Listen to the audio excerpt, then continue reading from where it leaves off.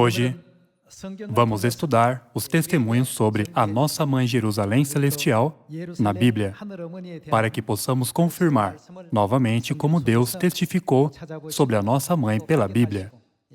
E gravemos isso na nossa fé ainda mais. O título do sermão que meditaremos juntos é As Escrituras, segundo as quais assim deve suceder. Há numerosas igrejas ao redor do mundo.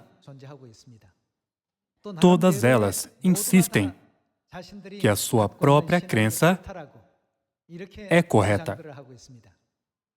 Então, realmente a Bíblia diz que Deus concederá a grande salvação aos seus filhos, quando eles se arrependerem e retornarem aos braços da Mãe Jerusalém Celestial? Nós precisamos focar nas palavras, as Escrituras, segundo as quais assim deve suceder. Em outras palavras, precisamos saber quais são as coisas testificadas por Deus e pelos profetas. Como vocês e eu já sabemos bem, a Bíblia é a palavra de Deus. Nós não devemos acrescentar nem tirar nada dela, certo? Agora, vamos confirmar a vontade de Deus que diz, segundo as Escrituras, assim deve suceder. Em outras palavras, o que está profetizado na Bíblia deve se cumprir. Primeiro, vejamos as características da Bíblia no livro de Deuteronômio.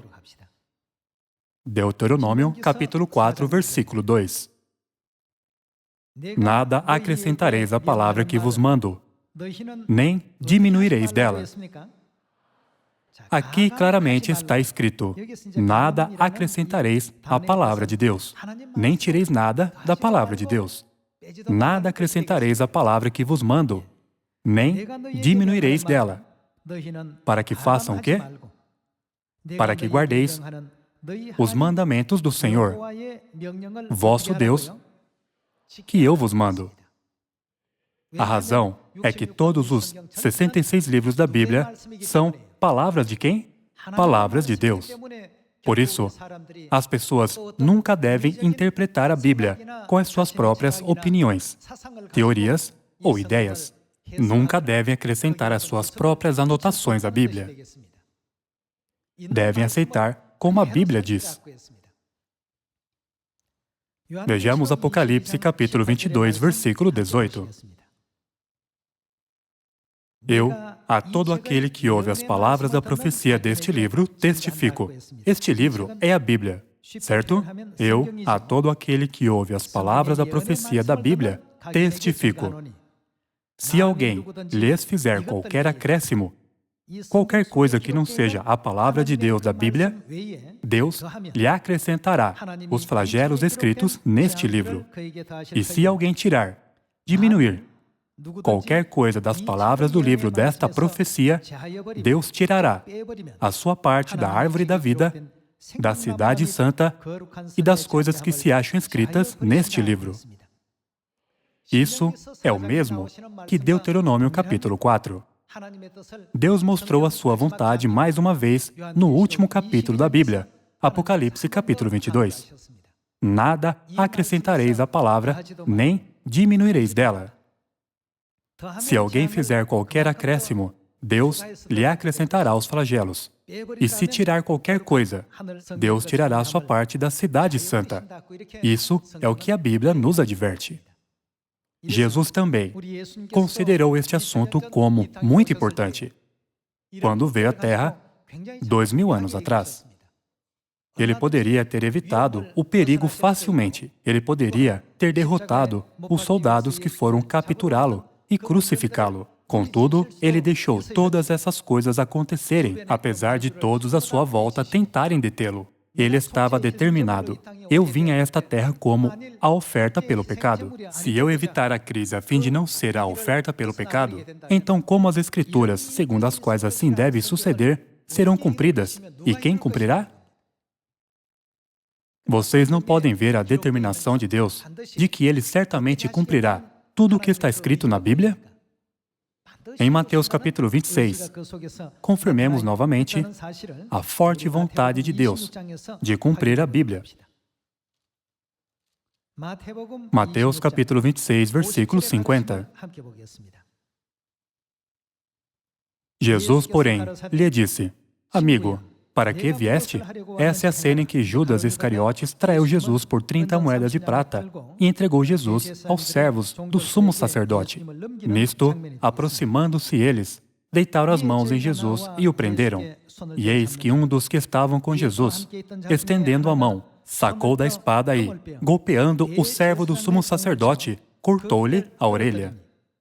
Então, Jesus lhe disse: Embainha a tua espada, pois todos os que lançam mão da espada, a espada perecerão. Acaso pensas que não posso rogar a meu Pai, e Ele me mandaria neste momento mais de 12 legiões de anjos? Como, pois, se cumpririam as Escrituras, segundo as quais assim deve suceder? Jesus certamente tinha o poder e a autoridade de rejeitar tal situação perigosa e repelir os guardas dos principais sacerdotes que foram prendê-lo. Mas ele não fez isso, dizendo como se cumpririam as Escrituras, que dizem que Cristo tiraria todos os pecados e aflições da humanidade como oferta pelo pecado. Quem cumpriria isto? Com isso, Jesus confirmou mais uma vez que a Bíblia é a absoluta palavra, que nunca pode ser acrescentada nem tirada nada dela. Deus nos diz que tudo o que está escrito na Bíblia certamente será cumprido, assim como está escrito. Então, hoje, vamos encontrar alguns pontos importantes nos 66 livros da Bíblia.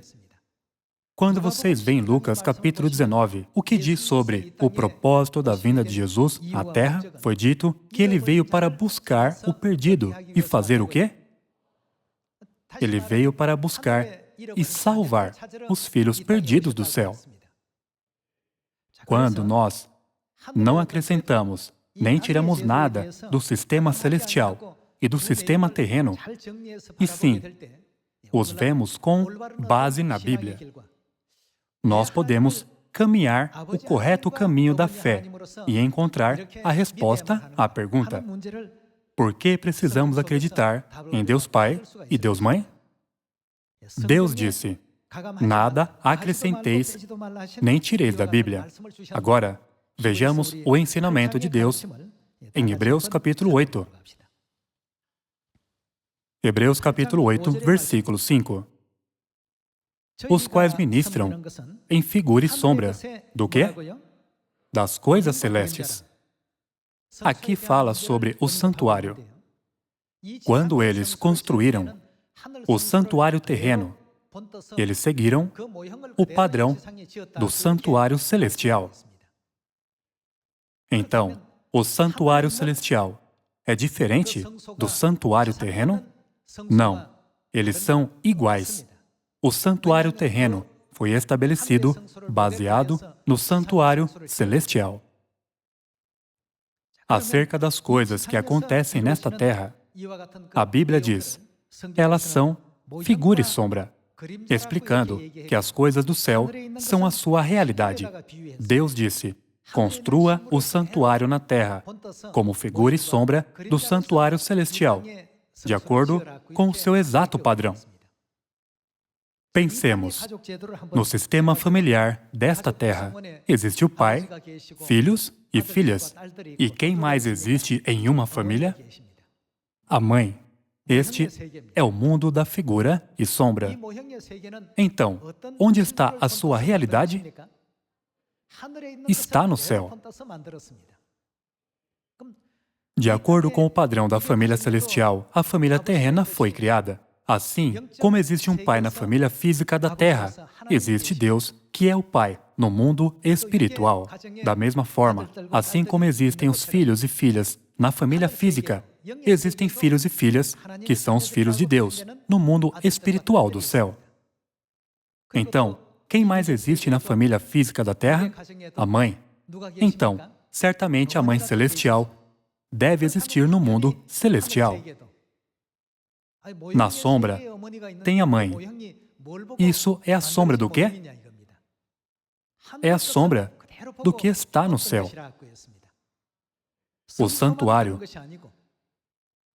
não é a única coisa que é uma figura e sombra do que está no céu. A terra, o mundo em que vivemos, também é uma figura e sombra do mundo celestial. Deus nos permite saber disso através do assunto do santuário. Hebreus capítulo 8 diz que a terra é o mundo da figura e sombra. Então, vamos encontrar a verdade com o assunto da família. Vejamos Hebreus capítulo 12, versículo 9. Além disso, tínhamos os nossos pais segundo a carne, que nos corrigiam e os respeitávamos. Não havemos de estar em muito maior submissão ao Pai espiritual e, então, viveremos? Ao Pai na família do mundo da sombra. Dessa forma, existe o Pai no mundo espiritual? Sim, existe. Ele certamente existe. Isso porque o Pai na Terra é uma figura de acordo com o padrão do Pai Celestial. O mundo em que vivemos é uma figura do mundo celestial.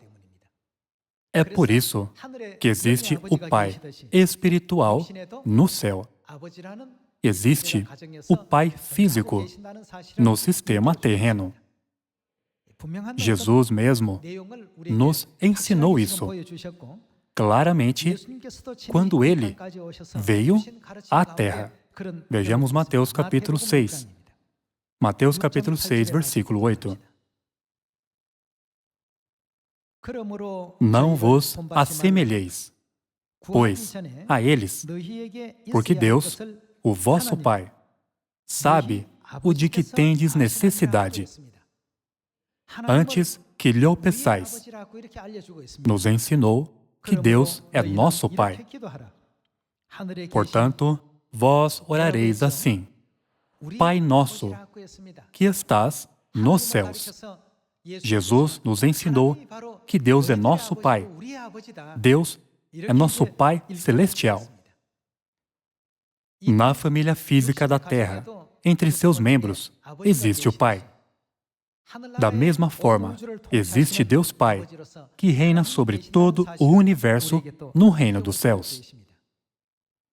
Nós não devemos acrescentar nem tirar nada da Bíblia. Nós apenas precisamos crer neste ensinamento conforme diz a Bíblia. Somente então nós podemos ficar na verdade.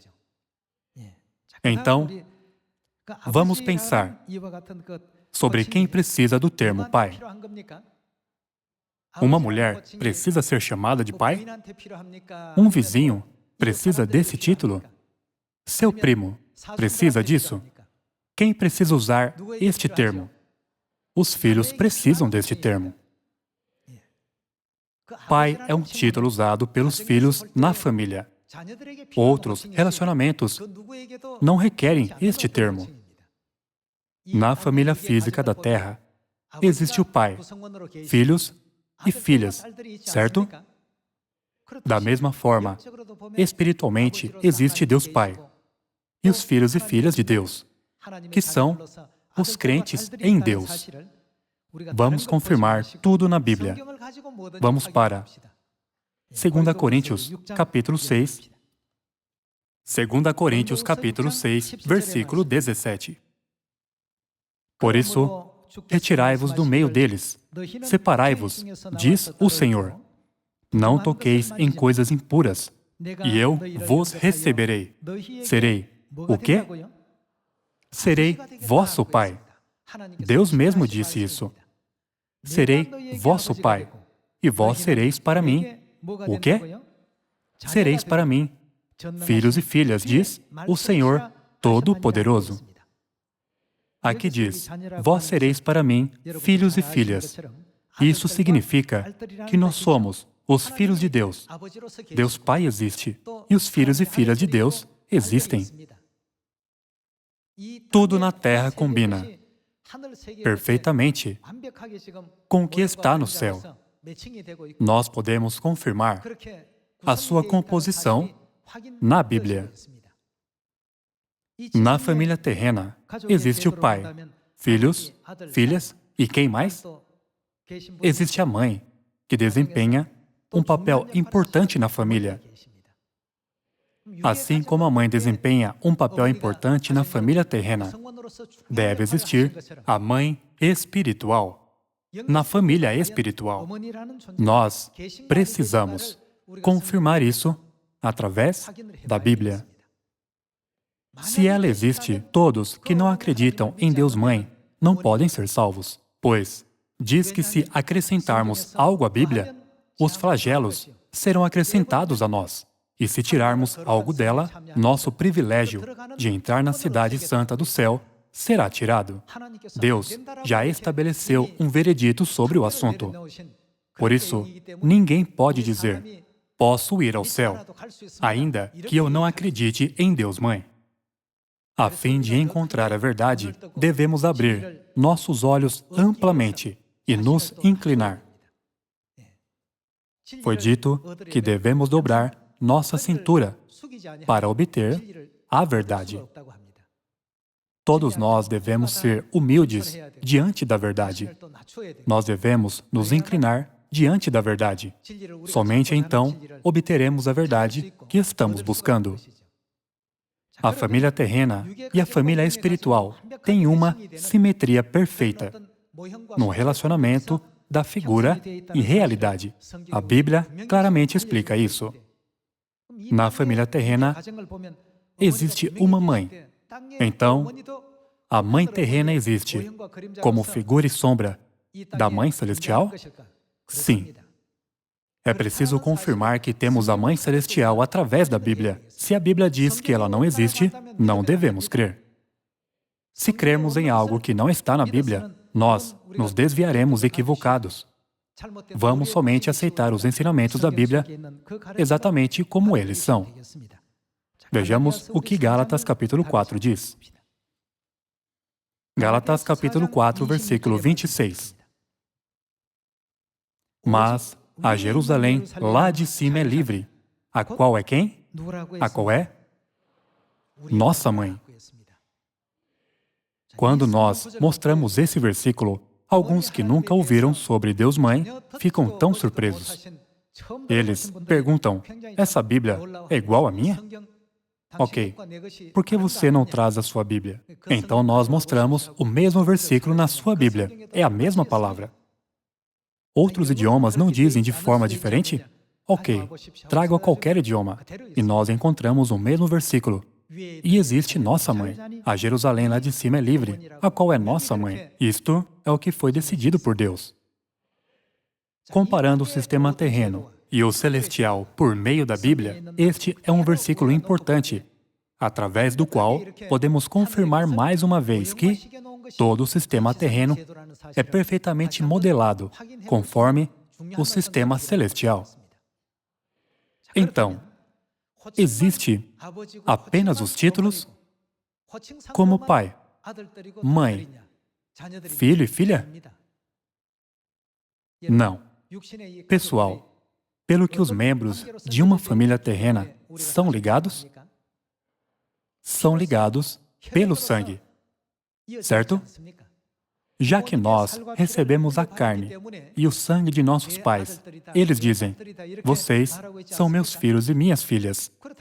Então, pelo que nossa família espiritual está ligada, como a família terrena é uma figura e sombra das coisas celestes, nossa família espiritual também está ligada pelo sangue.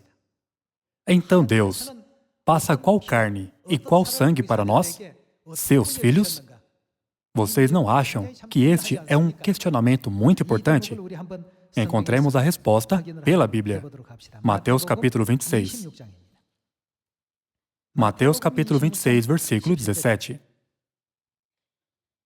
No primeiro dia da festa dos pães asmos, vieram os discípulos a Jesus e lhe perguntaram, onde queres que te façamos os preparativos para comeres a Páscoa? Aqui, a Páscoa aparece muitas vezes e é enfatizada. Versículo 18.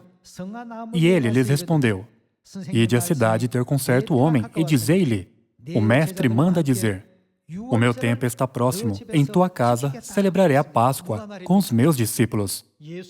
Quem disse isso?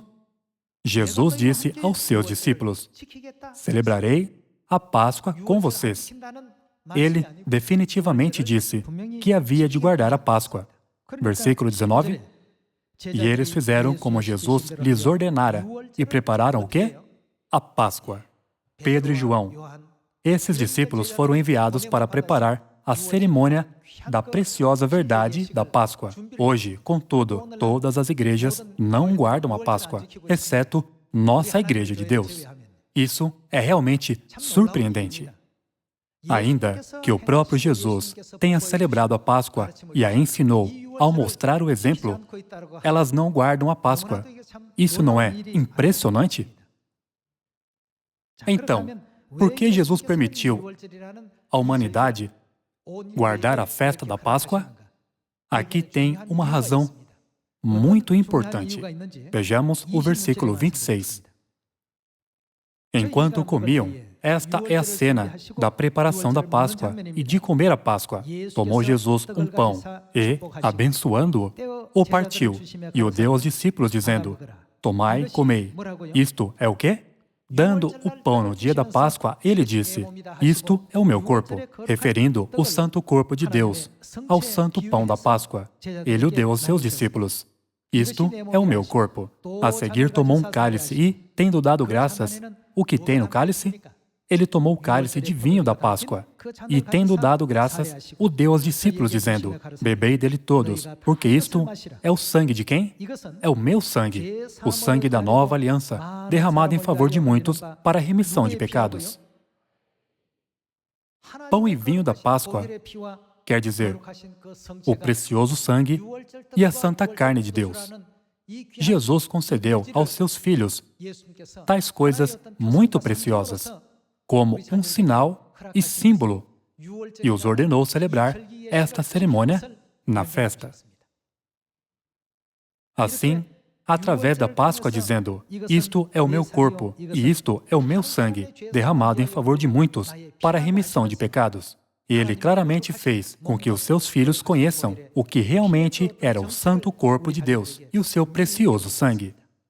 Em outras palavras, aqueles que guardam a Páscoa ao comer e beber o pão e o vinho da Páscoa não comem e bebem um pão e vinho ordinário, o que eles chegam a comer e beber. Isso significa que eles chegam a herdar a santa carne de Deus e o precioso sangue de Deus. Portanto, ainda que digam na presença de Deus: Senhor, Senhor, eu sou filho de Deus, por favor, salve-me. Aqueles que não guardam essa Páscoa não têm a marca de guardar a Páscoa aos olhos de Deus. Nem a carne de Deus, nem o seu precioso sangue são encontrados neles. Assim, Deus dirá: vocês não são os meus filhos. Isso está escrito no livro de Mateus, capítulo 7. Como temos visto aqui, guardar a Páscoa não é uma simples cerimônia de comer o pão e beber o vinho. A Páscoa é o dia em que herdamos a santa carne de Deus e o seu precioso sangue. E a cerimônia é a Santa Ceia da Páscoa. Na família terrena, aqueles que herdam a carne e o sangue dos pais terrenos são chamados de filhos. E aqueles que passam a sua carne e sangue aos seus filhos são chamados de pai e mãe. No relacionamento espiritual também, nós devemos ser ligados pelo sangue. Nossos laços sanguíneos podem ser feitos através do pão e vinho da Páscoa. Como Jesus disse: isto é o meu corpo e isto é o meu sangue. Quando herdamos a santa carne de Deus e o seu precioso sangue, nós podemos finalmente receber o selo como os santos filhos de Deus. Quando nos tornamos nesses filhos de Deus, nós receberemos sabedoria e entendimento que nos permite chamar Deus de Pai e Mãe. Muitos testemunhos da Bíblia mostram que nós temos Deus Mãe e que a vida eterna pode ser dada através de Deus Mãe. Vamos encontrar o versículo relacionado em Gênesis capítulo 1. Gênesis capítulo 1, versículo 26. Também disse Deus: Façamos o homem à nossa imagem, conforme a nossa semelhança. A Bíblia nos ensina que quando nosso Deus criou os céus e a terra e todas as coisas, não foi somente o Pai que criou toda a humanidade. O que a Bíblia diz aqui? Façamos o homem. Deus que criou o homem não é um. Deus é plural, já que Deus foi referido como nós. Não é um Deus singular. Existe somente um Deus. Deus é único. Esse é um ensinamento errado. A Bíblia de vocês, a minha Bíblia e a Bíblia dos outros não são diferentes, mas as mesmas palavras e conteúdos. A Bíblia tem o texto original, por isso os conteúdos não podem mudar. Vejamos novamente o versículo 26. Também disse Deus, façamos o homem. Aqui também, o que está escrito? Deus disse, façamos. Façamos o homem à nossa imagem, conforme a nossa semelhança. As pessoas tentam criar escusas para explicar esse façamos. Elas dizem, façamos se refere aos anjos, mas os anjos não podem ser o Criador que cria o homem. A Bíblia diz que os anjos também são apenas as criaturas feitas por Deus. Portanto, façamos. Aqui se refere a Deus, que tem o poder de criar o homem. A certeza aqui é que Deus não é um. O termo façamos prova isso. Como as palavras nossa e façamos mostram, assim Deus é definido como plural. Se vocês derem uma olhada nas outras versões da Bíblia, vocês podem ver que elas são iguais. Todas elas dizem nossa e façamos.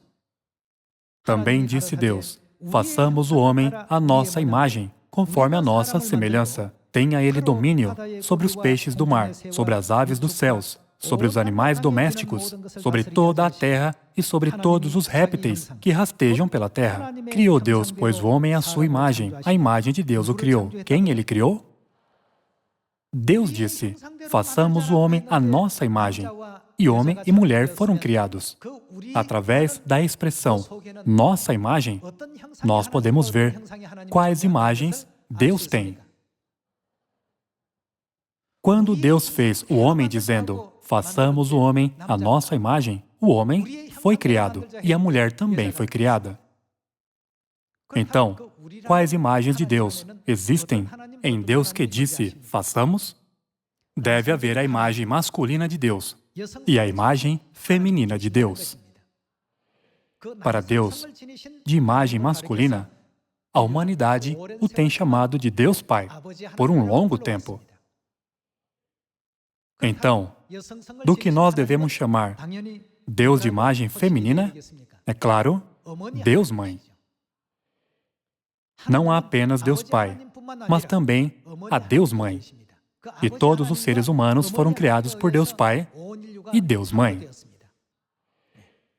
Somente os filhos de Deus podem entrar no reino de Deus. Então, somente quando herdarmos a santa carne de Deus e o seu precioso sangue através da Páscoa e formos filhos de Deus, nós poderemos voltar ao lar eterno, o reino celestial. Sobre esse assunto, o Espírito Santo mesmo testifica e prova. Vamos confirmar isso. Romanos capítulo 8, versículo 16.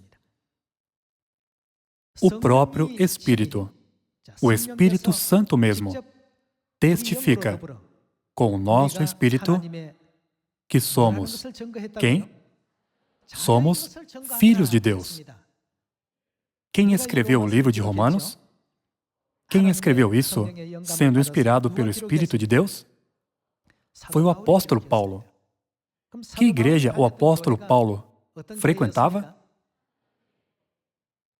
E que cerimônias foram realizadas naquela igreja? Havia a festa da Páscoa, bem como o sábado. O apóstolo Paulo disse em 1 Coríntios capítulo 11, versículo 23, porque eu recebi do Senhor o que também vos entreguei, que o Senhor Jesus, na noite em que foi traído, tomou o pão e, tendo dado graças, o partiu e disse: Isto é o meu corpo, que é dado por vós. Tomou também o cálice, dizendo: Este cálice é a nova aliança no meu sangue.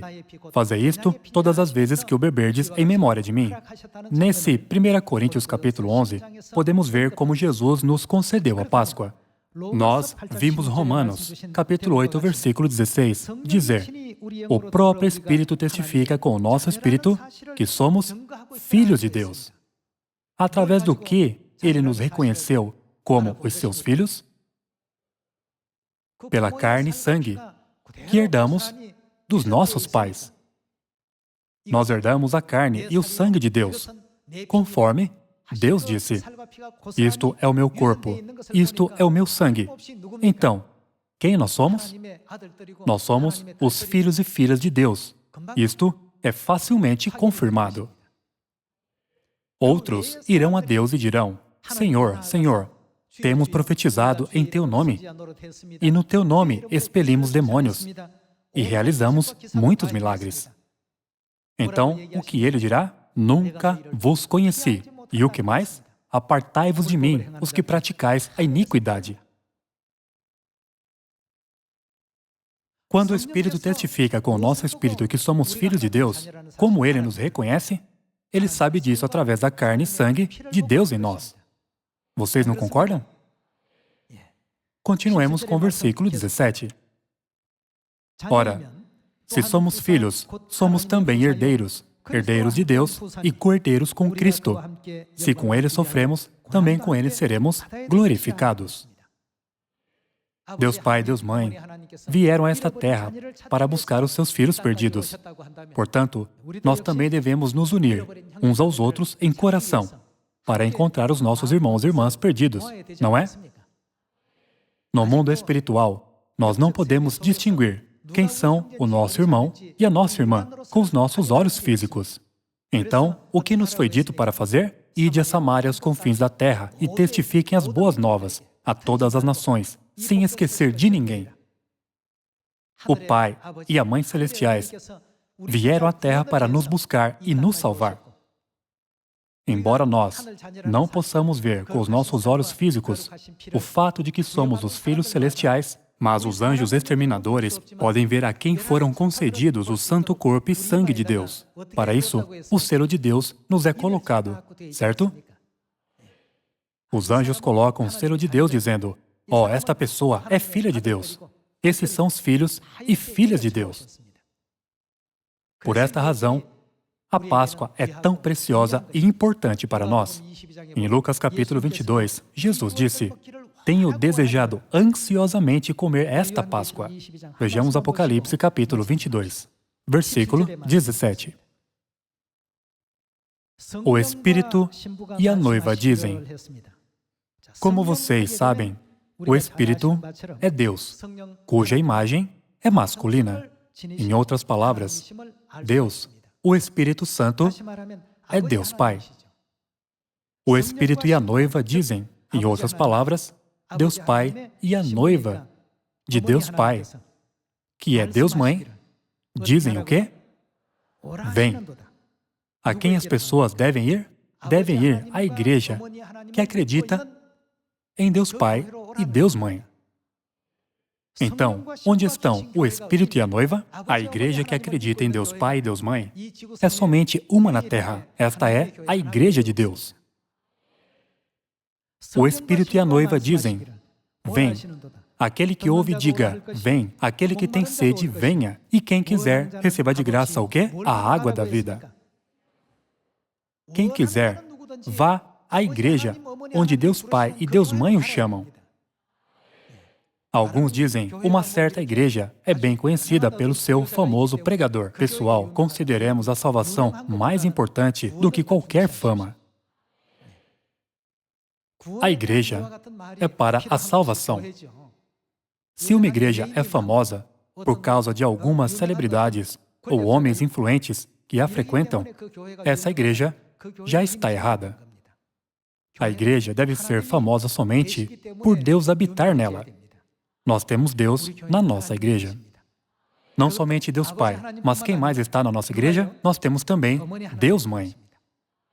Por essa razão, em 175 países ao redor do mundo, incontáveis pessoas estão chegando à nossa igreja. Nossa Igreja de Deus se tornou famosa. Neste lugar famoso em que estamos, nós temos Deus Pai e Deus Mãe e todos os nossos membros da família celestial. Vamos ter mais orgulho disso de agora em diante. Todos os santos de Deus nunca devem desconsiderar esses ensinamentos da Bíblia, mas sim, gravem isso profundamente nos seus corações, tendo a fé correta em Deus Mãe, bem como no Pai Celestial, o eterno reino celestial. Deus, em forma do Espírito, nos garante isso. Por favor, tenhamos uma grande fé de que entraremos no céu com certeza. Pedindo isso novamente, eu gostaria de concluir o sermão. Deus os abençoe.